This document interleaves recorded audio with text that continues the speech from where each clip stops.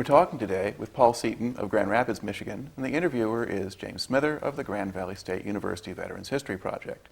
Now, Paul, can you start with a little bit of background on yourself, to start with where and when were you born? Actually born in Muskegon, Michigan, although we lived in Fruitport, a little village just southeast of there. And what year was that? 1946. All right. Now, did you grow up in that area? Yeah, actually till I was almost 4 years old when we moved to Grand Rapids. My dad got work in Grand Rapids, so we were the only part of our family. All our relatives stayed in Muskegon area, but we moved on here, and I'm sure glad we did. All right. And what kind of work did your father do? Actually, a lot of things. He was a minister, he was a farmer, he was a car salesman, and he wound up working at the maintenance department at Ferguson Hospital, which doesn't exist anymore. And did you go through school then in Grand Rapids? Went to Central High School. Actually, I went to Fountain Grade School and Central High School, and they're right on the same block, so I never had to walk more than a block away to school. All right. And then what year did you graduate from high school? 1964. Okay. And then at the point when you graduated, what did you do? I went to Grand Rapids Junior College, which is community college now, and I was working between 33 and like 39 hours a week and still taking a full course at junior college, so it was kind of rough. Yeah. Well, what kind of work were you doing? Worked at a gas station, corner of Michigan and Lafayette, which of course doesn't exist anymore. All right. And did you have plans for what you were going to do coming out of college, or? I didn't have any concrete plans. One of the things I really wanted to be when I was much younger was a pilot. And back then, I don't know what the standards are now, but you had to have perfect eyesight. And I had 20/20 in my left eye and 20/60 in my right eye, so I thought, I'll forget that. But I was always interested in carpentry. That's kind of what I wanted to do. Okay. Now, how did you wind up in the Army? Well, I got drafted. And it was October of '66, which was, I believe, the highest draft call since the Korean War. And I was just an average student, so I was very vulnerable. I have an identical twin brother who was at Western Michigan at the time, and he was pulling all A's. So I made it in, and he didn't. All right. Once you're drafted, then where do you first report, and how does that process work? Well, we met at, took off from the bus station here in Grand Rapids and took a bus down to Detroit and went through a processing center down there. And then we got on a train and went to Fort Knox, Kentucky. And we only stayed there 2 or 3 days because it was jam-packed. And so they sent us down to Fort Hood, Texas, which really wasn't a basic training site, but because of the huge amount of people coming in, they opened that up to basic training. All right. How did they get you down to Fort Hood? We flew. Actually, I think we flew from Fort Knox to St. Louis and then down to Dallas, and I think I should remember this, but I don't. I think we took buses then down to Fort Hood. All right. Now, was Fort Hood ready for you? Yeah. I wasn't ready for them. All right. Describe a little bit how the basic training process worked for you. Well, it was, of course, just cultural shock for me. I'd never been anything through that or like that. Very intense. And looking back on it, you know, they were very, very tough on us, and I'm sure glad they were. They excellent instructors down there. They got us ready, and in fact, we had AIT after that, Advanced Infantry Training, which was just as intense. Then we went through another series, basic unit training after that. In all, we spent a year at Fort Hood, basically training for Vietnam. Okay. Now, describe a little bit the physical setup there. What was the base like? How was it laid out? Where were you on it? The base was actually, it's pretty flat land down there. You're just a little bit north of the hill country, north of Austin a little bit. lot hotter, of course, than it is here. And the barracks we had, we were in, of course they don't have this anymore, but that all open. You've got like 50 beds in the open, and the showers and the bathrooms are all open, and absolutely no privacy. And after the 8 weeks of basic training, we wound up going to a different set of barracks, which were more modern, and we had a little bit more privacy there. Okay. How much emphasis did they place just on the military discipline and that sort of thing? It was incredible emphasis, and almost to the point of brainwashing, but I think that's got to be a part of it to make you mentally tough and ready for what you were going into. Okay. Now, what kind of physical shape were you in when you went down there? Actually, looking at me now and looking at me then are two different people. I was in pretty good shape. I was,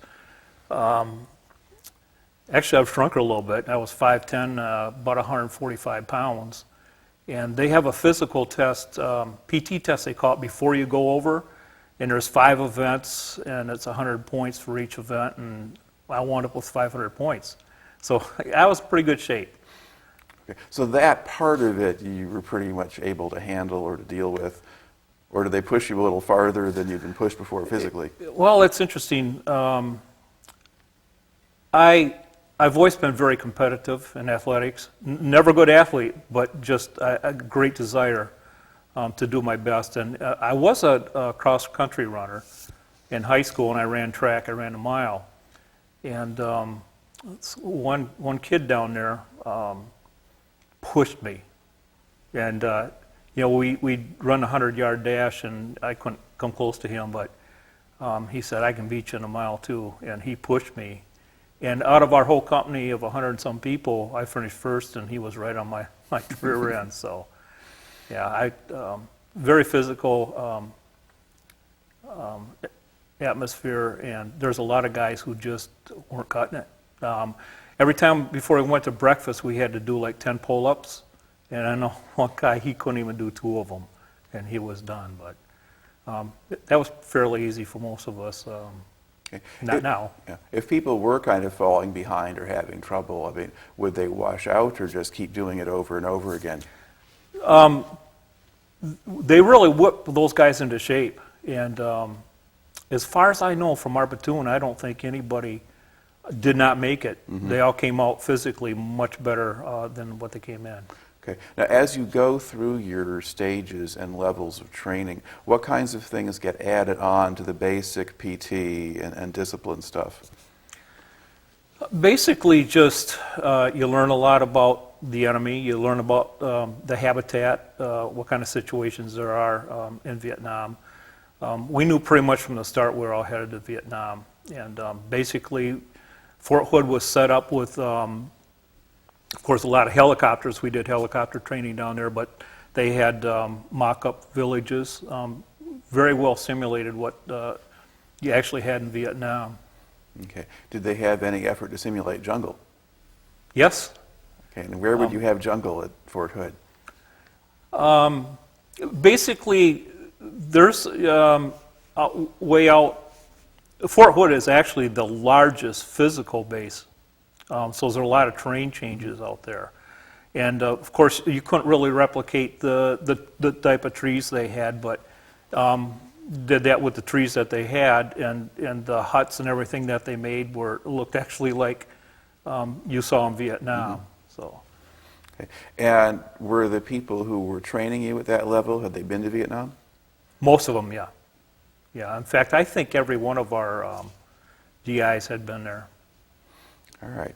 And this is still 66? Are you in 67 now for a lot of that? Or 1966, I believe it was October that I wound up down there. Yes, okay, and then spent a year there in October 67 we deployed. Okay, yeah. And by the time you're getting into 67, you would be having more guys who were rotating back who'd had their tours and been there and come out. Right. Yeah. And interesting you say that, because a lot of them were really helpful, gave us a lot of good advice, and then some of them just scared us to death with what they were saying went over there. So some knew how to prepare us, and some really didn't. So there's some that were still kind of working out whatever their own issues were, and they just happened to be trainers at that point. Yes. All right. Now, as this is going forward, what kind of attitude or expectation did you have now for the prospect of going to Vietnam?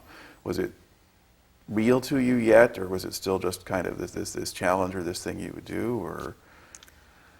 I don't think it was really real until we set foot in Vietnam, and it was just a day-by-day thing. You know, I'm a man of faith, and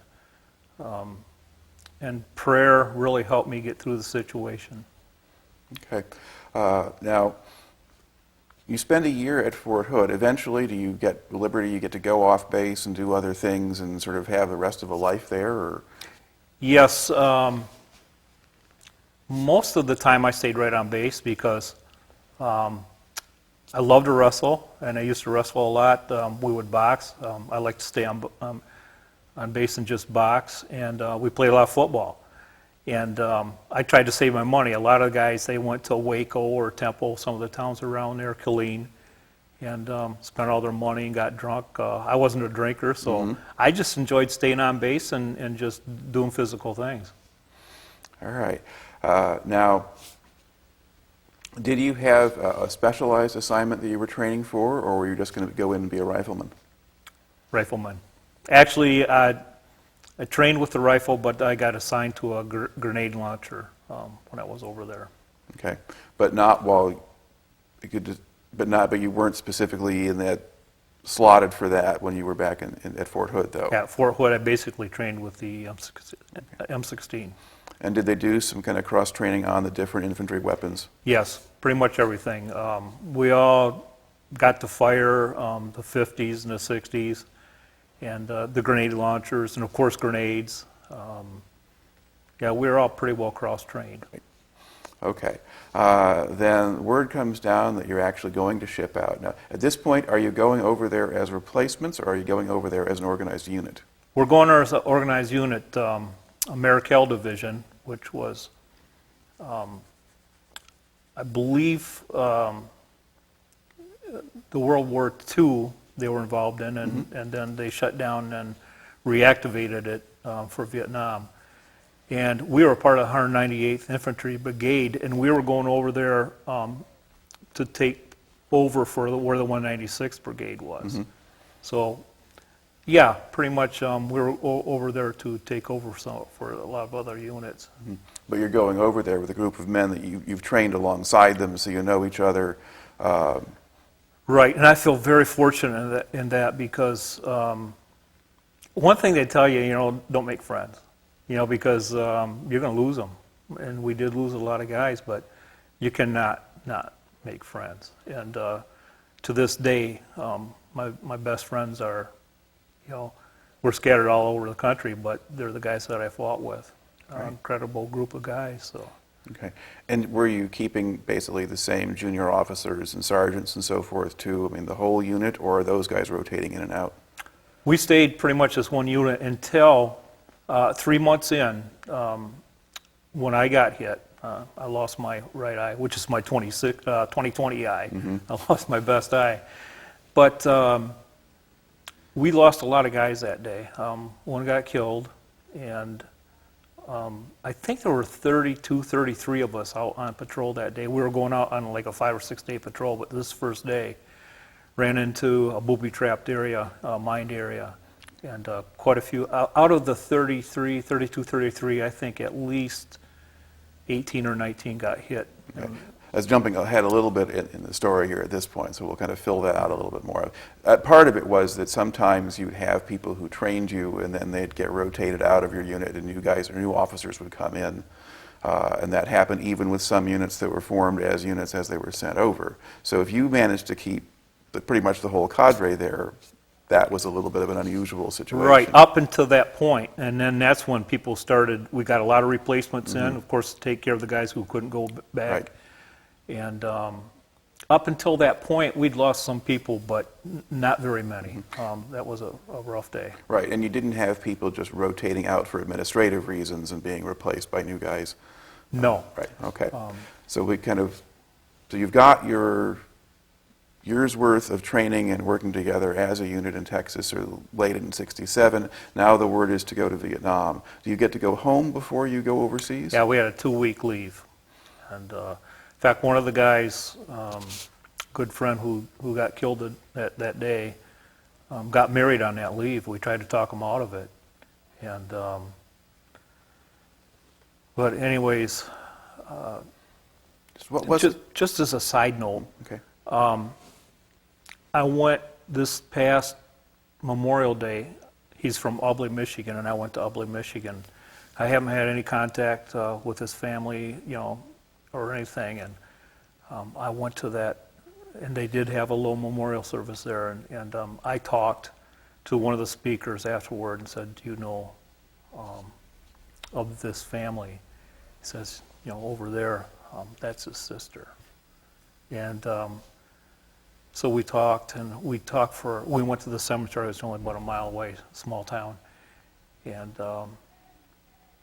we cried, we laughed, took a lot of pictures, and it was just a very moving moment for them and me. And I had invited her to our next reunion this coming summer in Delaware, and I sure hope she comes. All right. Now, for you, what was it like to go back home for a couple of weeks? You've been in the Army for a year. They're sending you off to Vietnam. It was bittersweet. I had been dating who is now my wife, and knowing that I would have just 2 weeks, to spend with her, and it was just so awesome to see her and my family. I just came from a great family and friends. But to leave after that 2 weeks, knowing I might not see anybody again, that was the hardest thing I ever had to do. Mm-hmm. Now, did you go back from Michigan back to Fort Hood directly, or did you go somewhere else? Right, we went to Fort Hood, and I think within a couple days we boarded a train, and the train went right to Oakland, California. We got on a ship, and left Oakland, California. I think it took 18, 19 days to sail over. All right. What kind of ship were you on? It was an old, like a troop ship. Mm-hmm. It wasn't a military boat, so to speak, like a battleship or anything like that. Right. It was just a troop transport.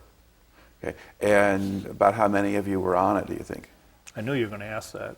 Well, it was a brigade, so there were several thousand on that boat. Okay, so it's a big troop ship. Yeah.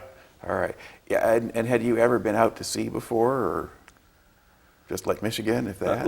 Lake Michigan. I had an uncle who loved going on the Milwaukee Clipper. He'd take us there to Milwaukee from Muskegon, and then there's a boat went from Detroit to Cleveland. He'd take us on to that. So I've been on ships.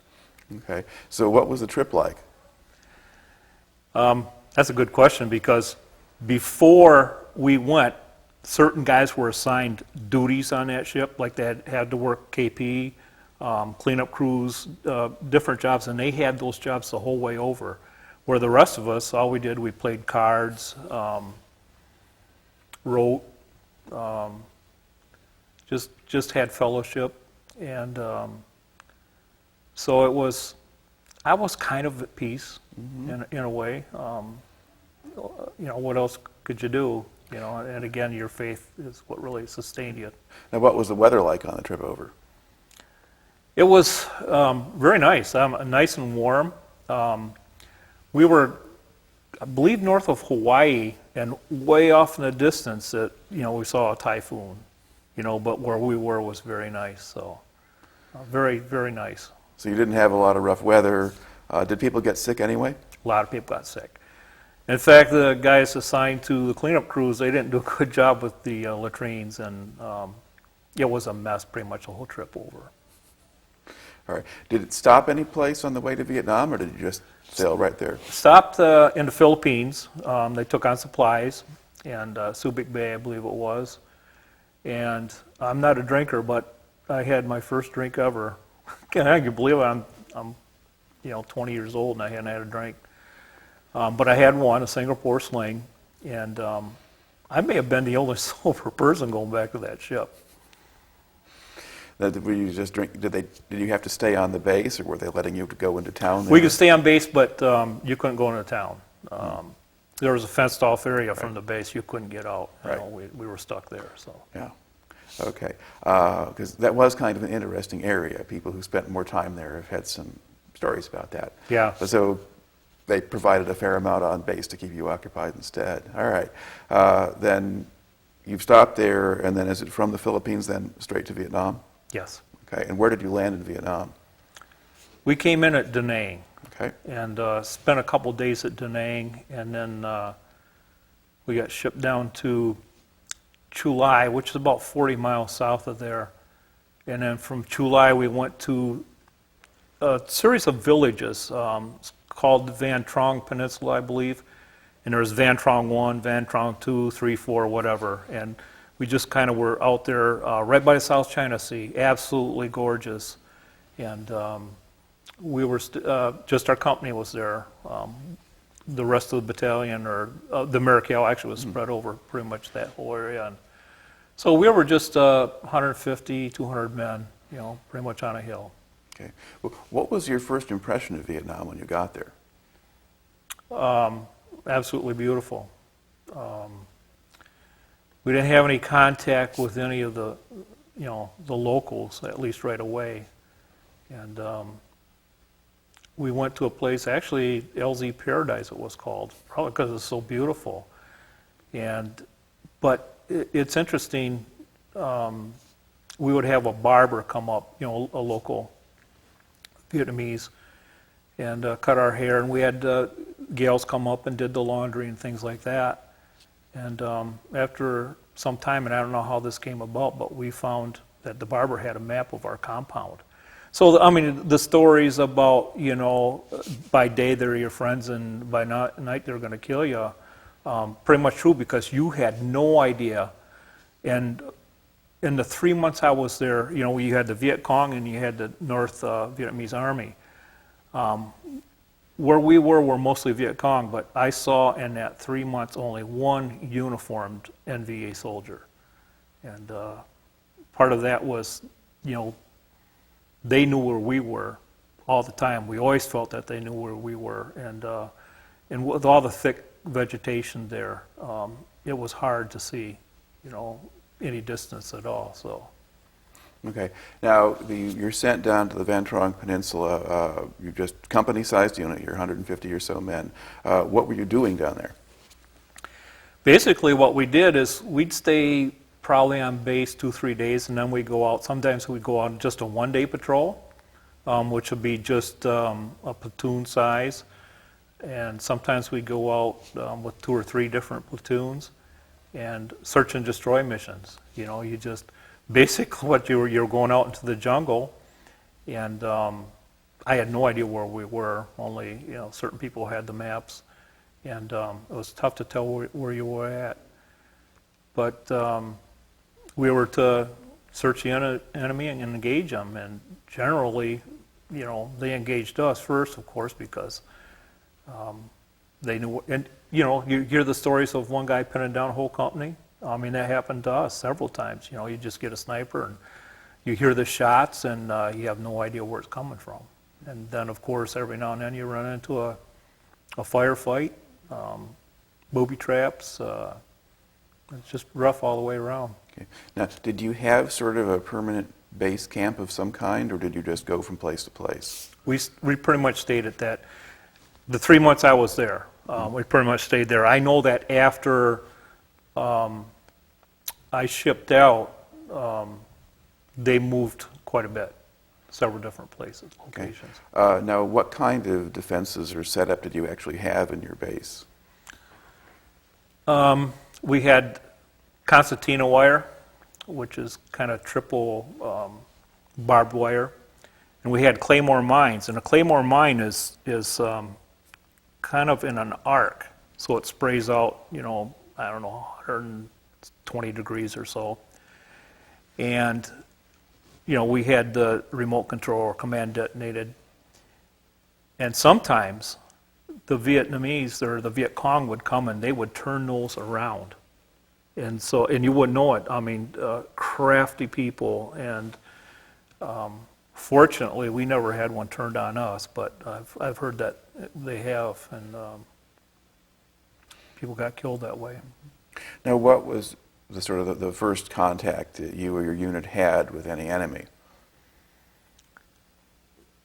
I'd say probably the first time we went out, after we got to that, we had none up, when we first came into the dang, pretty secure area there. But when we got to the hill, after just a few days, we went out on patrol, and then it was a while before, probably a week, 2 weeks before we got in a firefight, but we'd go out, and virtually every time we went out, you'd hear the sniper fire and have no idea where it's coming from. And eventually it'd stop.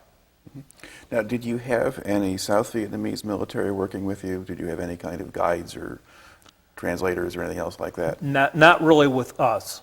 There were some in our company, but with our platoon, we didn't have any. Okay. Now, was there some sort of routine that you had while you were there? I mean, you talked a little bit, you'd have sort of patrols of a day or two or so. I mean, physically, how do those work? What happens when you go out on patrol? Well, if it's, like I say, just a one-day patrol, we'd go out pretty much single file, and you'd come back, in 7-8 hours.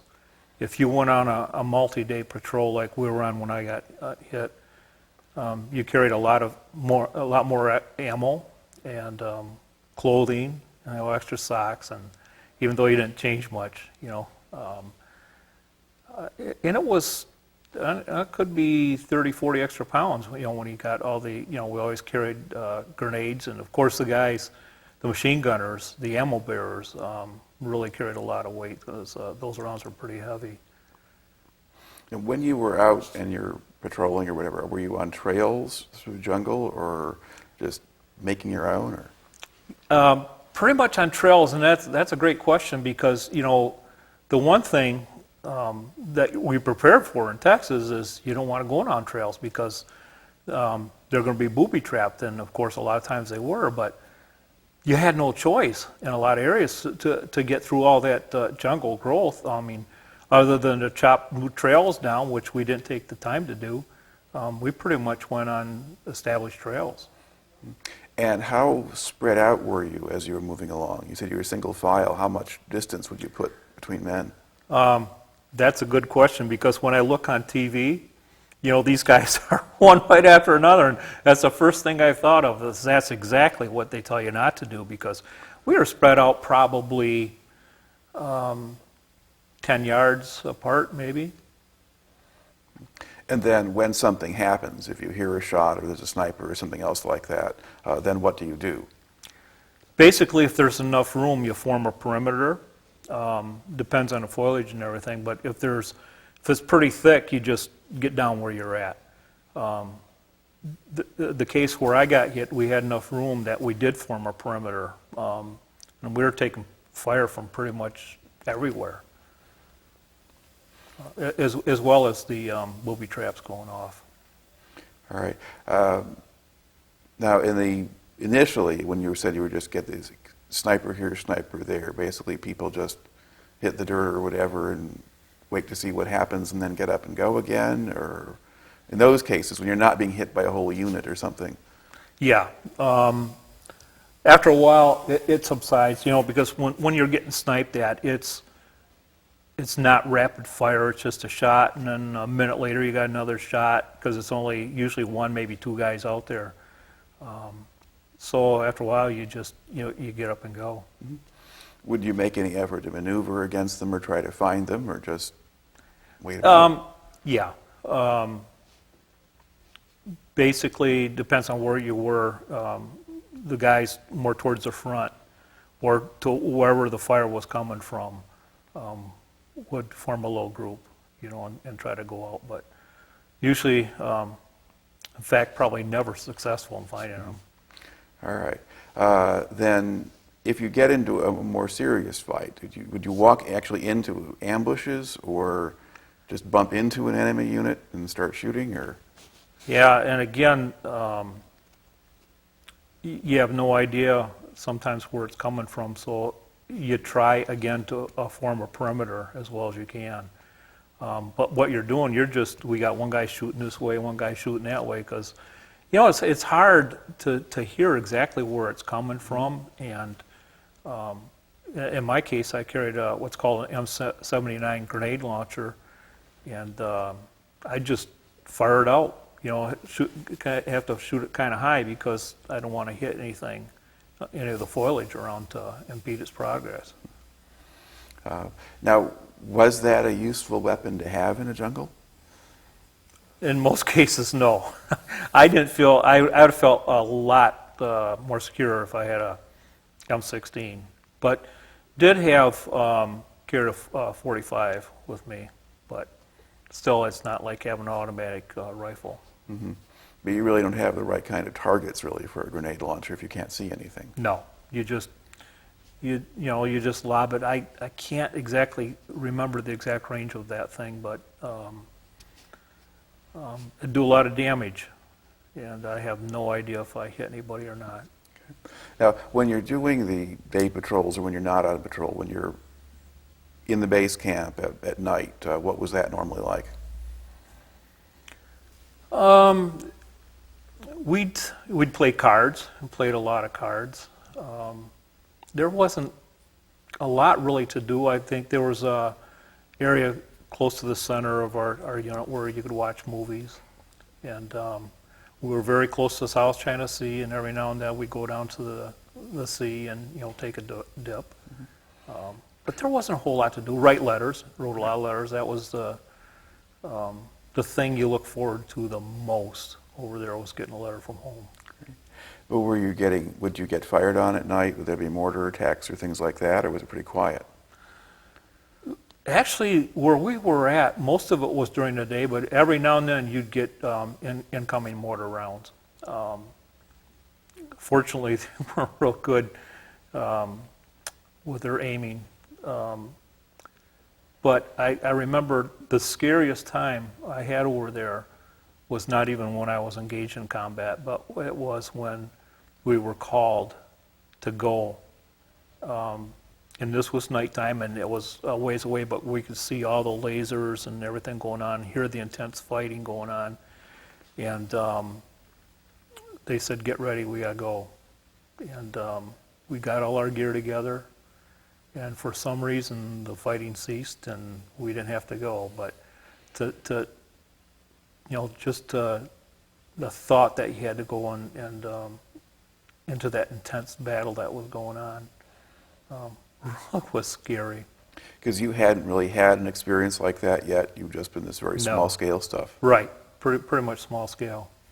Kind of another really scary moment. We're out on a patrol, and I was out on an LP listening post, and you had to go out maybe, everything was meters then. I don't relate to meters so well, but maybe 50 yards out, and again, thick foliage. And I didn't go out as far as I was supposed to. I mean, you just hear things. And that night, probably in the middle of the night, I heard a grenade go off, and I thought, "Wow, what's that?" Because it was back to back where the rest of the guys were. That morning, what had happened, my best friend, in fact, he still is, from Dubuque, Iowa, some Viet Cong tossed something towards his position, hoping that he'd fire his rifle so they'd see the muzzle flash, and so he thought, "No, I'll just throw a grenade," which I probably wouldn't have thought of. And next morning, the guy was dead. All right. Describe a little bit what it was like to go out on one of the more extended patrols.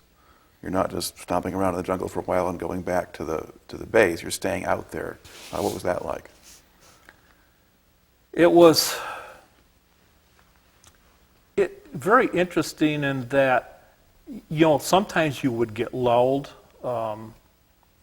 You would think, because you go a whole day and not really have any fire at all, and you kind of relax your guard a little bit, and then all of a sudden you start getting the snipers or a little bit more extended small arms fire coming at you.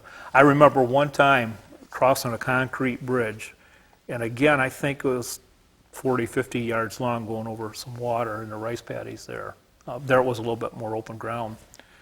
And when one guy got halfway across that, because we were being fired on, in small, I mean just sniper, not all out. So when the guy got halfway across, then the next guy started, so to keep that distance. And I was probably the most scared guy there, because when I ran, I was right on the rear end of the guy that was halfway across, and I wasn't that fast, but I was that scared. All right. And then what would you do at night if you're out on patrol? Basically, we just stayed about 2 guys together around the perimeter. And again, I'm not sure with the listening posts where you go out to 50, 60 yards, whatever it is, probably 4 or 5 guys, around that perimeter would do that, but you didn't do anything. You kept quiet, and hoping that the enemy didn't know where you were. But like I said, I think they always knew where we were. Now, when you were on a listening post, did you have a radio of some kind? Could you communicate back? Yes. Okay. Yeah. Now, did you have a lieutenant commanding the platoon? Was that how that worked, or a sergeant, or? We had a lieutenant. Sometimes when we went on a company operation, we had the captain go with us. Right. But basically, it was our lieutenant, and he was good, very good. We had and again, I'm so thankful for that extended training that we had back at Fort Hood. Not only for the great training that we had, but I felt very blessed that we knew each other. We were pretty much all friends. It didn't care if you were black or white, Latino. We didn't see that. We were just friends. And I talked to a lot of veterans who went over, like you were talking about before, just replacements. Had no idea who these guys were. And so I feel very fortunate, because like I say, we have reunion every 3 years with these guys, and it's very, very special. What was the sort of the social or ethnic mix of that unit you were in, the platoon or company? We were mostly Caucasian, and I think between African American and Latino was pretty even, but I'd say maybe 15, 20%. I think it was higher than that in most units, and interestingly enough, the perception of the Vietnam soldier is pretty much an uneducated person. We had, most of us guys were draftees, and a very large amount were college graduates. I wasn't, but I was in college when I got drafted. So a lot of misconceptions about who the real Vietnam soldier really is. Sort of a lot more middle class background, and yes. not so much just working class. We were probably mostly middle class. A few that weren't quite middle class, but. All right. So okay, we're going to go back again into the with your unit out there. When you were out there on those longer patrols, would you get attacked at night, or did things stay quiet, or? Basically, night was pretty quiet, at least where we were. Now, virtually every night, we could hear fighting going on, and you not only hear it, but you'd see the lasers, like every 5th round on weapons. Yes, the tracers. The tracer rounds, yeah, laser, tracer. Yeah, you're getting too modernized there. Yeah. And every now and then, you'd see the Cobra helicopters shooting those rounds. I mean, the tracers, they were firing so fast, it was like just a steady stream of light. And even though we weren't really into that, it was very scary, just seeing that, because it could happen any minute to you. Now, did you wind up getting yourselves into any kind of larger scale firefights? The biggest one, we did. The biggest one was when I got hit. And there were, like I said, 32, 33 of us. 19 got hit. And most of the damage was done by either landmines or booby traps. But, you know, Michael, the one guy who did get killed from Ubley, I had heard he took 4 rounds, as well as the shrapnel. He was pretty much gone right there.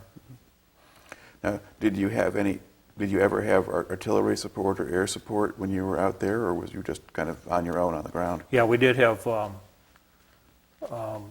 artillery support. In fact, one time, and this was 12 days before I got hit, we were coming to a village where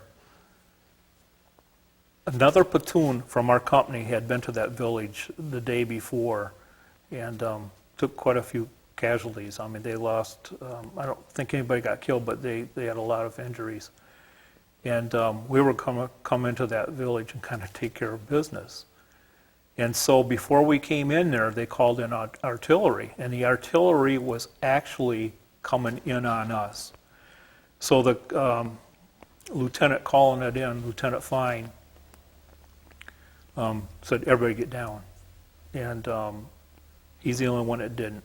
And he got killed, and he was the one actually calling the artillery. You know, I don't know if he was who made a mistake. The guy's actually back at the base there, or him. But anyways, they got him out of there, and this is the one time I actually volunteered to walk point to go into that village. I don't know why I did, because you don't volunteer. You're the first one they see. And so normally I would be second. And there's a little lake on this side, and it's pretty much all vegetation, jungle vegetation on this side. And came into a clearing, and the village is over on the side of the lake, pretty small lake, like Fisk Lake here in Grand Rapids. And when they saw me, they hit a command detonated mine. And by the time they saw me, I was past it, and where I would have been second, that guy got killed. And I have no idea, and I believe, you know, that was God's intention, why he saved me or spared me. And Casey didn't make it. He was gone right there. I'll only know that when I meet him in glory. Now, at that point, when that does happen, you're up front, the mine's blasted behind you, everyone else is behind you. What happens next? Not only did Casey get it, 2 guys behind him got a little bit of it. Not bad. Right. They didn't have to be medevaced or anything, just Casey. And but we all, then they started firing at us. In fact, I, of course, couldn't see anything, but a bullet went right by my head. And I just, and there was a depression in the ground. They say never go into that, you know, because that could be booby trap. But I thought, it's either taking a bullet in the head or, you know, I took my chance and got down. And after a while, that firing subsided, and we went into the village, and I really don't remember too much after that, because I just pretty much traumatized by, you know, what happened to Casey. Did they call in artillery or helicopters when you got under fire like that? No, it wasn't a long-lasting event, Okay. and the only chopper that really came in was to take Casey out. Right. And the lieutenant who got hit, was that your platoon leader? Or a different lieutenant who was an observer? Or? Right, he was an observer with the artillery crew. All right. In fact, we didn't even know who he was, just his name. All right. Now, you mentioned you're going into a village. I mean, did you wind up seeing much at all of the local population while you were out there? Not really. The villages were all pretty small, and it's again, you don't know if they're your enemy or if they're your friend. But the thing I remember most is the kids, you know. And you just kind of fell in love with those kids, even though you're in a country, these are the people you're fighting, because you don't know, even though we're in South Vietnam, which we're trying to keep from being a communist, having communists take over, you just have a love for those kids. In fact, I remember one time we were in a village right on the edge of the South China Sea there, and I remember this young woman, 19, 20, she was nursing a baby, and I thought, you know, what is going on here? All these people want to do is live in peace, and here we are. We come and, you know, we'll set their huts on fire, and you know, it's just, you just don't know. You know, you just, so many things are going through your mind. You don't understand it all, and at least most of us, we just cared about those people, and that really hit home when I saw that young mother nursing her baby. And I thought, let's try to solve this and get some peace.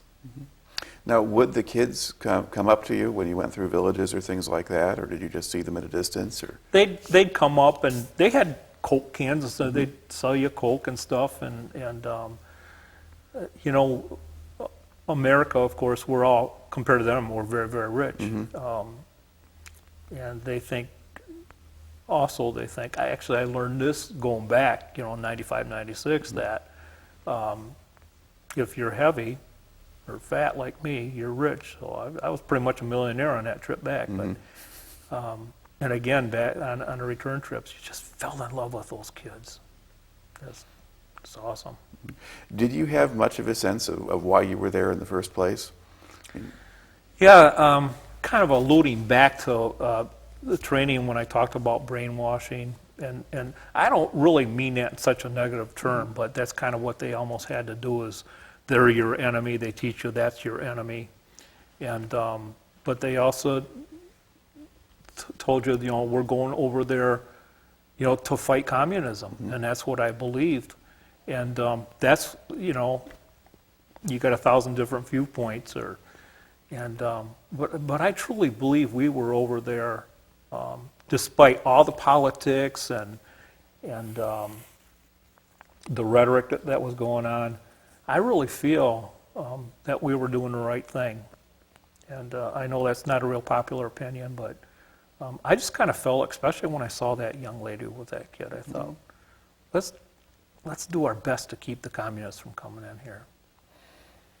Now, in the time when you were there and out in the field, did you feel like you were accomplishing things or getting things done or spinning your wheels? Or spinning your wheels. I almost felt like we weren't there, you know, we weren't there to take over territory or anything like that. We were just pretty much going out, search and destroy, and pretty much the same thing all the time. It didn't seem like we did accomplish a lot. And I hate to talk in terms of numbers, but we lost between 58,000 men, and I don't know how many injured. And nobody knows, but it's between 2 or 3 million people they lost. And it just seems so futile, you know. And that's one of the things in going back to Vietnam in 95 and 96. It's one of the things that was really on my mind. Are they going to hate us? And it was pretty much universal. They'd forgiven us. I couldn't believe it. All right. We'll go back again into your company there out in the field. Now, after the incident there by the village where the mine had gone off behind you and so forth, was the next sort of serious fight you got into the one where you got hurt? The next serious fight was when I got hurt, and that was 12 days later, January 26, 1968. Okay. Between those nearly 2-week span there, not much really went on. It was pretty much just the daily sniper fire and the firefights that you could hear off in a distance. But where were we at? We mainly ran into booby traps and sniper fire. And occasionally, like I say, I was there 3 months, we probably only had a half dozen firefights that we were involved in. Okay. Now, did you ever actually see any of your enemy? aside from the one guy who was dead there? That one, and actually, yes, because a lot of our guys, and I hate to say this, would, after a firefight, they'd go in there and just kind of hang them from a tree, or they'd cut an ear off. I don't understand that. So people that they'd killed in the fighting? Mm-hmm. Okay. Yep. So after some of the firefights, you'd go and you'd see the dead soldiers laying there. Okay. And you mentioned that you did once see a North Vietnamese uniform? Yes, and we were coming down in a village, and again the foliage, was taller than us on both sides. We're going down a narrow path, and he had just crossed a path, and like I'm third or fourth in line, and the guy in front of me froze, and but I had no line of fire, and of course carrying a grenade launcher, there's no way I'd fire that anyway, because I hit some of that foliage, and that could come back on us. Right.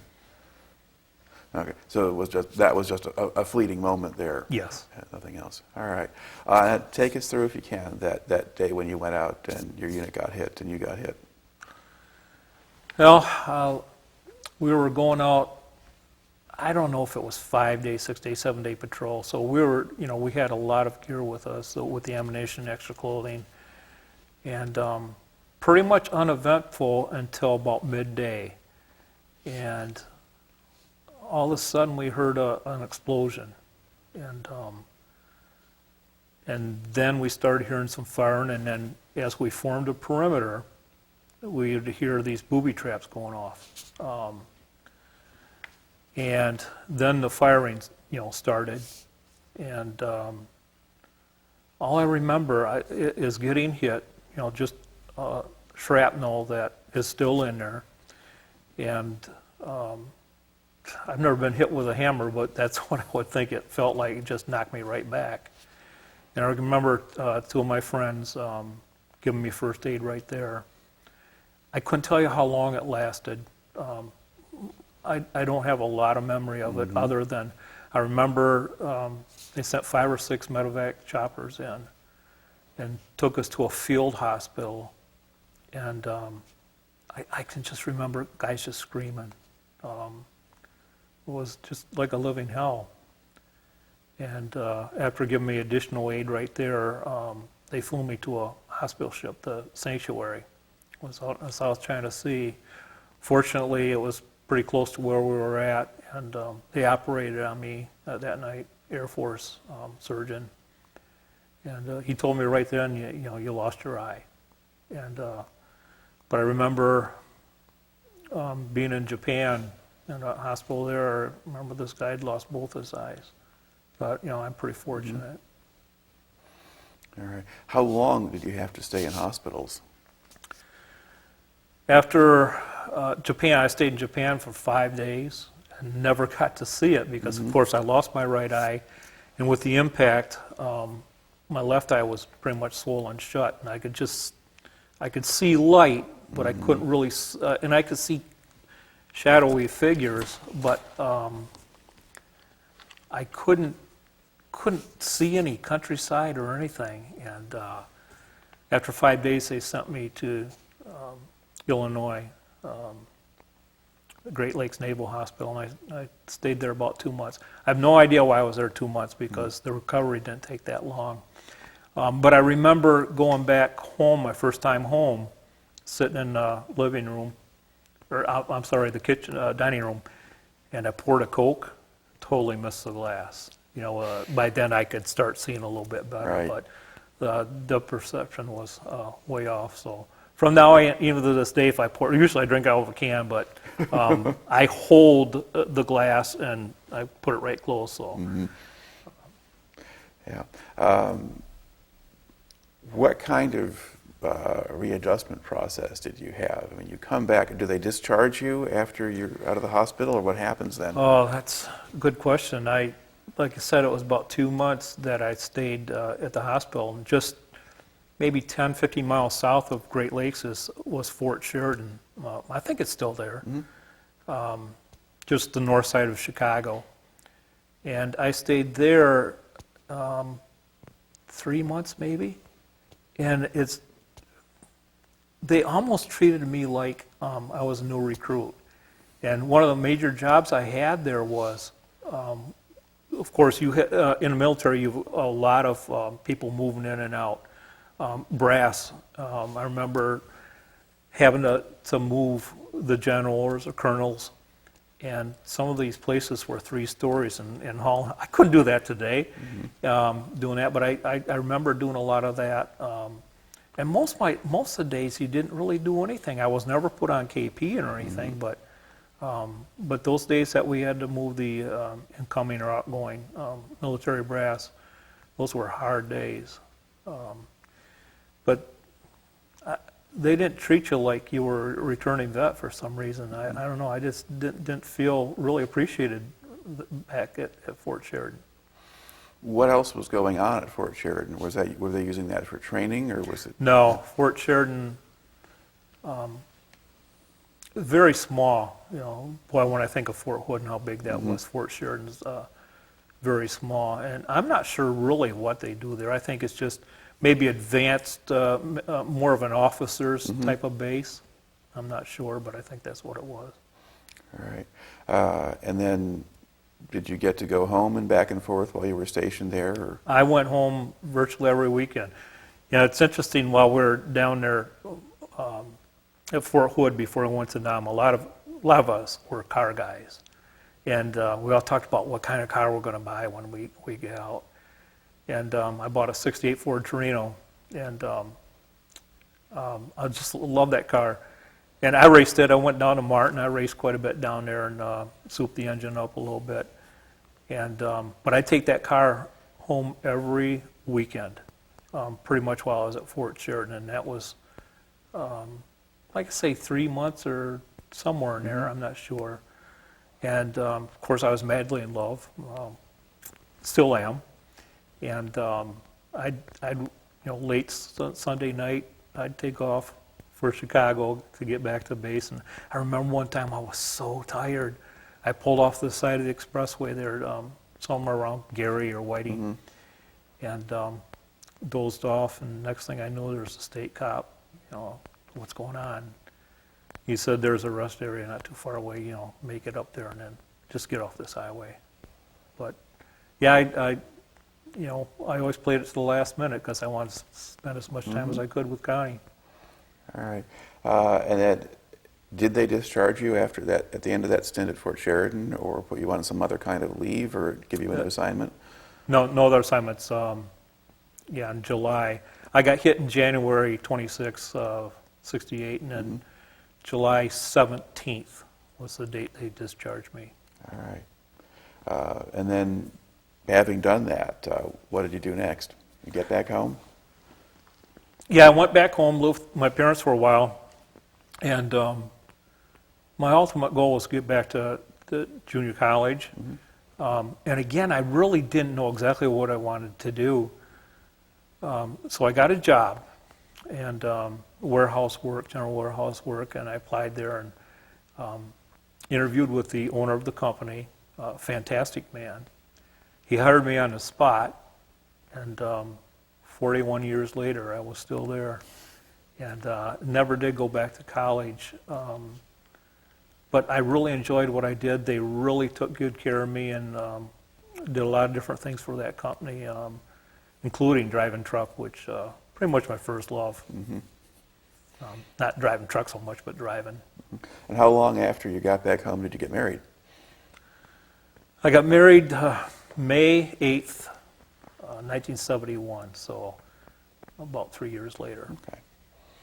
It took a little while. Now, after you got home, did you pay much attention to sort of the news about the Vietnam War or the anti-war movement or anything, that kind of stuff? Did you pay attention to that? It was hard not to because, it was all over the news and everything, but I tried to put as much behind me as I could. And I think it was, I couldn't tell you exactly how many years it was, but it was I know, well over 10 years before I had contact with anybody that I'd served with. And again, that's my buddy from Dubuque, Iowa, called me up, and he'd had 5 kids by this time, and he said, we gotta get together that next weekend. He was in Grand Rapids, and that really helped. And another thing that helped, I was bowling on a bowling league, and I came home one night, 9:30 or something like that. My wife was down in the basement watching TV, and I got into this program that she was watching. I didn't know what it was. She didn't tell me. It was in a town in Pennsylvania, and I got really into the characters. And all of a sudden, they were going to Vietnam. It was the deer hunter. Mm-hmm. And that was the first time, I mean, that many years later, that I was really kind of able to face it. And but 1995, when I went back, that was what really helped me, and put a lot of the flashbacks that I'd had, pretty much put those to rest. So when you got home, you did sort of have flashbacks or things like that. I mean, Yeah. You would wake up in the middle of the night, and you were there. I mean, for the first several years, and I don't know, I couldn't tell you the frequency, 3-4 times a month at least, and you were there, you were in battle, and all of a sudden I'd wake up and Connie just, what's wrong, just sweating. You're literally just dripping with sweat. As the years went by, they were more the fact that I was still here stateside, but being called back. Where the first ones were, I was there and still in battle, and that kind of evolved. It seems strange, but those were really as scary, being called back and having to go back again. Okay. Now tell me how you wound up going over to Vietnam in the 90s. I had been praying for some way to get back over there. And all of a sudden, after probably just weeks, after I had this desire to go back, I got a call from a guy who was in another platoon over there, but we got to know each other real well, Cal Beckering. He had a chance to go back to Vietnam, and he didn't want to. And the guy who was in charge of this, Dave DeVries, said, do you know anybody that would like to go? Because we have another slot. He says, call Paul Ceton. Mm-hmm. So Dave DeVries called me, and that was it. We went over in conjunction with international aid. And wow, it's one of the best things I ever did. What were you going to be doing there? It was actually kind of a work trip, a mission trip. We were pretty much a Christian-based group going over there. There were 12 of us. We had a guide, Michael Vu, who was in Holland, Michigan at the time. He was was born in Vietnam. And he pretty much set up the itinerary where we were going to stay and everything like that. But and pretty much most of us on that trip, the 12 guys, we didn't know each other. We weren't in the same units when we fought in Vietnam. But one of the biggest projects we had was to paint an orphanage in a little town called Hoi An. Years and years ago, it was the capital of Vietnam. And at that orphanage, each one of us had like 5 or 6 kids that would help us paint. We'd be slapping it on. We probably got more paint on the ground than we did on the building. And of course, Vietnam is one of the poorest countries in the world. And after we got done, this was the best-looking building in that town. But we just really bonded with these kids. And at night, we played ping pong or badminton with the kids, and they were good. And Next morning, we had breakfast and a little more ping pong and things like that, and tidied up the place a little bit. We actually wound up getting them a new stove in there. Everything they had was pretty crude. But about noon that next day, the 12 of us got on that bus, and there wasn't a dry eye. I mean, not just us, but those kids, the staff. That much love in a day and a half. We didn't speak their language, they didn't speak ours, but it was just an incredible thing, and I knew right then I did the right thing in going back. Now, what else did you see and do while you were over there? We actually started out in Hanoi. We flew into Hanoi, and it was pretty scary for most of us, because most of us hadn't been back. Dave DeVries had been there before, but or back again. And you'd see these MiG-23s, they're fighter jets, on the tarmac there, and we went through customs, and man, they were really, you didn't know if they'd let you in or not. Finally did. And I remember taking the bus trip from the airport to Hanoi, and maybe a half an hour, 40-minute ride into our hotel in Hanoi. And when I was in the war, I never went into any big cities or anything. It was just small little villages, hamlets. But the poverty I saw, I've never seen anything like that in my life. Incredible poverty. And I thought, I don't think I should be here. And we got into that hotel, and they paired us up, two guys to a room. And I was with Jaron Hendricks, who I never knew, but now we're great friends. And when I went up into that room to get dressed for dinner and cleaned up, I said, Lord, I think I made a mistake. I just didn't feel good about being there. Then we came down half an hour later or so and met, and one of the guys prayed before we went, and we walked to this restaurant. It was a very, very old restaurant. And on the way there, the people in Hanoi would just smile and hi. They didn't really know our language, but they knew hi. And you started feeling a little bit better. And they just treated you like royalty when we had that meal. And I really don't like that Vietnamese food, but I ate it. And, after we ate, we kind of split up, and maybe half of us, like six of us went to this. We walked through Hanoi, and we walked into this little cafe, and we were drinking Cokes and eating potato chips, and they were playing 60s American music there. And then when we walked back, and this is kind of late now, it's close to midnight, we were walking back to our hotel, and probably 20, 25-minute walk, and I felt safer there than I would have in downtown Grand Rapids that time of night. And when I got my hotel, and I prayed, thank you, Lord, maybe can we make this a long 2 weeks? All right. And so then from Hanoi, then what else did you do? Hanoi, we took an airplane down to Da Nang. We took a bus, on part of the trip further south. I just remember going through some of the most beautiful places I've ever seen. A little town called Lane Cole, and then the High Vam Pass, I believe they call it, which goes maybe 3,000 feet up, right off the South China Sea. It was just incredible. And the whole way, whenever we get off that bus and stop somewhere, the Vietnamese were just so friendly to us. And again, I go back to the kids, and the kids always had something to sell, candy, Coke, something like that, and we'd buy it again, the rich Americans.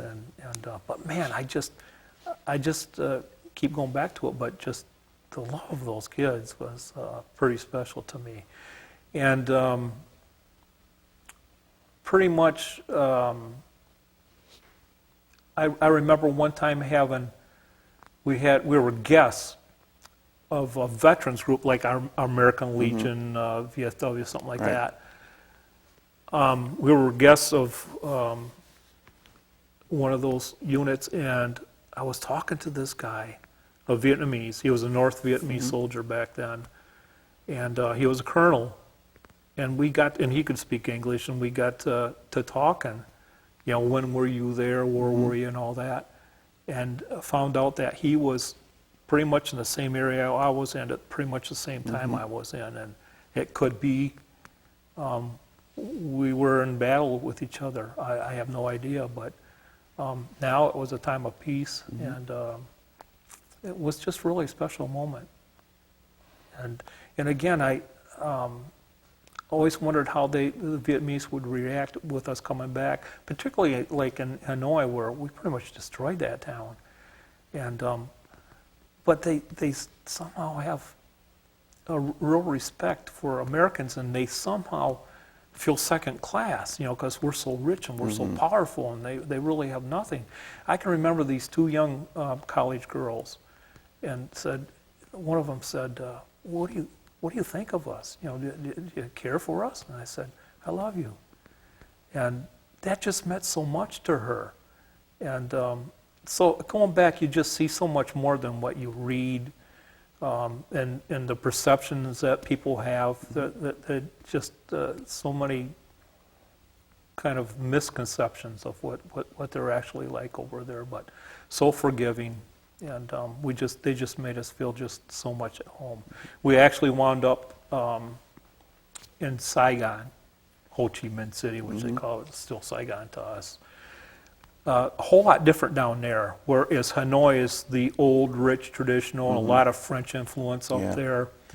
Hanoi is a lot more westernized, a lot more... Ho Chi Minh City. Ho Chi Minh City, I'm sorry. And prostitutes would come up on their motorbikes and proposition you. It was just so different.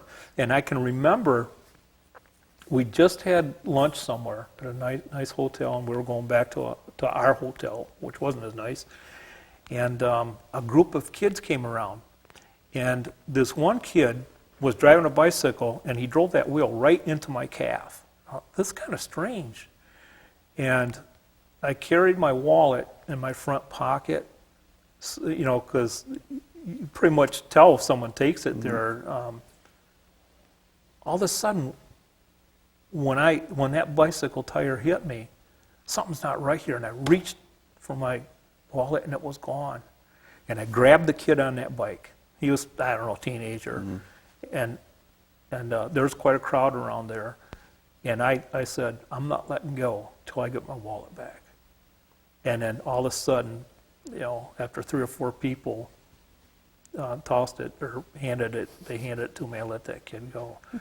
But that's something you wouldn't expect up in Hanoi or some of the northern cities. But Saigon, like I said, is just so modern. A lot of traffic, a lot of cars. Where basically up in Hanoi, you basically have a lot of bicycles, not a lot of cars. Now, did you make 2 trips to Vietnam, in 95 and 6? Yeah, I went back in 96. And again, we didn't have any real work projects. I think what we just kind of want to do is just interact with the people. I can remember, you know, that in 95 we brought Bibles over, and, you know, we were encouraged to bring them over. In fact, somehow we got some Vietnamese language Bibles for the kids in that orphanage. But then when we went back a year later, we were told not to bring them back because there were, I believe, 6 pastors that just got arrested for passing out Bibles over there. And it kind of depended where you're at. Vietnam is several provinces, and pretty much each province is a little bit different. And but where we were going, it said you better not bring any Bibles. Well, so I didn't, but some of the guys did. And it's amazing how word gets out that you have them. And a lot of the Protestant churches over there are underground. And I can remember this old Vietnamese woman. She had made like a 2 or 3 hour journey on foot to get one Bible for that whole group. I don't know how many people it was, but of course, I got 5 or 6 in my house, and they have one for an entire group. Now, did you, in either of these trips, did you have any problems with the Vietnamese authorities? Yes. I'm glad you asked that. On the second trip, we went down, there were 6 of us that got on this little minivan with 2 Vietnamese guides. And we made like a 2-hour trip. And the reason they were like civilians, we were going down to an area that we were all pretty much close to when we fought. And the first village we went to, I remember Pastor Pat White. He's a pastor from Muskegon, Michigan. Great guy. He was pretty much assigned to that area. And he was, what was he? He was not a doctor, but... Just a medic? Or? A medic. Thank you. And in that, the period of time he was there, I don't know how long it was, he was in this village, he delivered 9 babies, or helped deliver 9 babies. But when he was there, he had a guide, and I believe he was 9 years old at the time. And, he could speak Vietnamese, and most people back then over there, or he could speak English, most of them couldn't. And after all these years, when we went back there, he wanted to see him. And so he had a picture of him. Of course, this is what, from close to 30 years later. Right. He had a picture and went to hut to hut to hut. Do you know him? Do you know him? Nobody did. Finally, we went to this very old lady, and she says, I know him. I know him. And she summoned someone to go and get him. Well, by the time he came back, a large crowd had gathered. And they saw each other, and he knew Pat right away, and they just hugged. And right then, we got arrested. And I was a little bit concerned because we had a couple Bibles in this van. I thought maybe that was it, but it wasn't. It was just kind of a young police officer over there, probably trying to make a name for himself. He took all 6 of us, plus the 2 Vietnamese guys, and they put us in this kind of police station. Then they took us to another area, and they took everything we had, our passports, our wallets, pretty much everything we had. And it was pretty scary. So they arrested us, and we just prayed as a group. And after about 3 hours, they finally let us go. And of course, we went right back the 2-hour journey. And again, 2 hours, on the roads over there, it's pretty rough travel, so you don't make, near as many miles in 2 hours as you would over here. But the sad thing was, Pastor White wasn't able to see his friend. Yeah. Well, that was a Saturday. Sunday morning, we're out on the patio there at the hotel eating breakfast. And Pastor White prayed before that breakfast. He said, Lord, I'd like to see him and his wife somehow before we go to Vietnam. We lifted our eyes from prayer, and they were walking up that path. Unbelievable. We didn't know how, they could afford it, to make that journey, how they got there, but they were there. It was just unbelievable. All right. Now, to think back a bit to the time, particularly the time that you spent in Vietnam or in the Army more generally, are there other things that kind of stand out in your memory or kind of come back to you that you haven't brought into the story here today? Well, I think, first of all, the thing that really got to me was the friendships that we made. And to see, grew up in sheltered West Michigan, and to see people from different parts of the country, how they lived, what their values were. I can say I'm so glad I was brought up here. But I made friends from virtually all over the country, and they're still just great friends of mine. So it was really the relationships, and I remember before I got drafted, and I knew I was vulnerable. I wasn't doing really that well at junior college, and I was dating Connie at the time, and I just prayed. I just prayed for months. I said, Lord, I don't want to get drafted. Please don't let me get drafted, because I want to live the all-American life. I want to marry Connie. Mm-hmm. After, I don't know, 2-3 months, I don't know how long it was, I got that letter. Report October 11th. I thought, Lord, you weren't listening. You didn't hear me. And it just 26 years later, we were at a reunion in Nashville, Tennessee. I'll never forget it. Sergeant Cecil Hall from Mississippi, he came into a room with all of us gathered. I think there were 19 of us, veterans plus wives, and some had their kids there. And he said, I'd like to pray. I thought, Cecil wants to pray?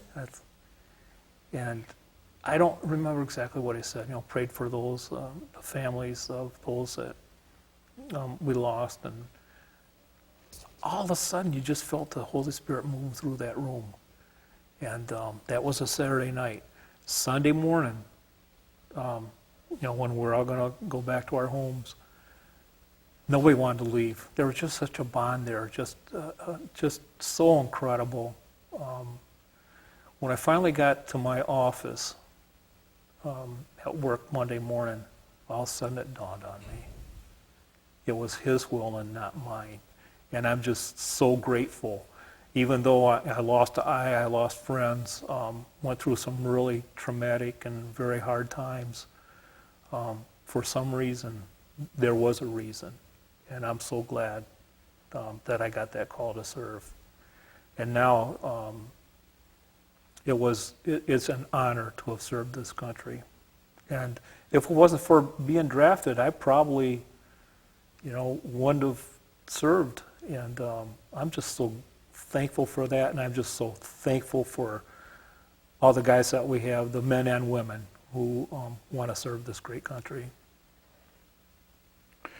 And you've already mostly kind of answered one of the usual closing questions for an interview like this. And how do you think the experience affected you? I mean, ultimately, did you wind up growing or becoming a different or better person, do you think, because you experienced all of that? Yeah, I really do. I think it made me stronger as a person,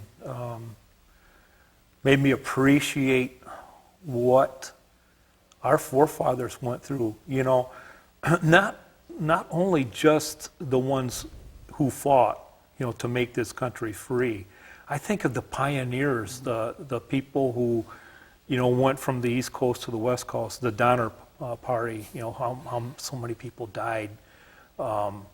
And here we get in a car and we can be in Detroit in 2 hours, or I can drive to Florida in 20-some hours, and it just, I just think back at the roots of this country, and I think of the people who fought, and I think of the people who wrote our Constitution, and we have a lot of problems, we have a lot of flaws, but this is the best place to be in the whole world. All right. Well, I think that makes a pretty good conclusion. So thanks for coming in and talking to me today. Thank you so much. All right.